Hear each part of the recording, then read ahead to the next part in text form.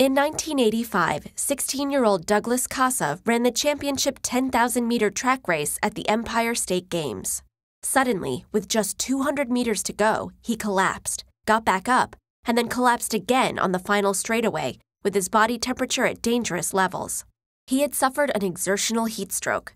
Fortunately, with immediate and proper treatment, he survived the potentially fatal episode and has since helped save 167 people in similar circumstances.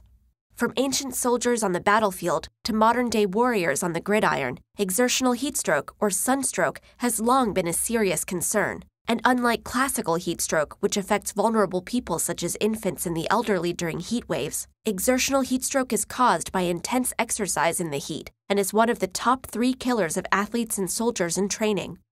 When you exercise, nearly 80% of the energy you use is transformed into heat. In normal circumstances, this is what's known as compensable heat stress, and your body can dissipate the heat as quickly as it's generated, through cooling methods like the evaporation of sweat. But with uncompensable heat stress, your body is unable to lose enough heat due to overexertion or high temperatures and humidity, which raises your core temperature beyond normal levels. This causes the proteins in cell membranes to denature, creating cells that no longer function properly and begin to leak their contents. If these leaky cells proliferate through the body, the results can be devastating, including liver damage, blood clot formation in the kidneys, damage to the gastrointestinal tract, and even the failure of vital organs. So how do you diagnose an exertional heat stroke? The main criterion is a core body temperature greater than 40 degrees Celsius, observed along with physical symptoms, such as increased heart rate, low blood pressure and rapid breathing, or signs of central nervous system dysfunction such as confused behavior, aggression, or loss of consciousness.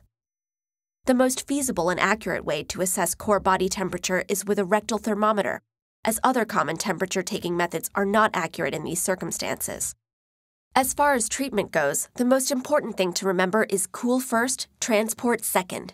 Because the human body can withstand a core temperature above 40 degrees Celsius for about 30 minutes before cell damage sets in, it's essential to initiate rapid cooling on-site in order to lower it as quickly as possible. After any athletic or protective gear has been removed from the victim, place them in an ice water tub while stirring the water and monitoring vitals continuously. If this is not possible, dousing in ice water and applying wet towels over the entire body can help. But before you start anything, emergency services should be called. As you wait, it's important to keep the victim calm while cooling as much surface area as possible until emergency personnel arrive.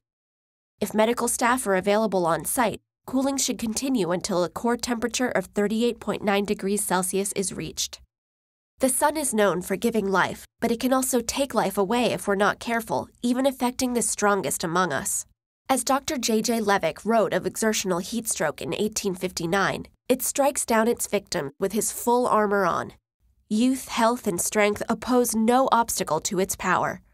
But although this condition is one of the top 3 leading causes of death in sports, it has been 100% survivable with proper care.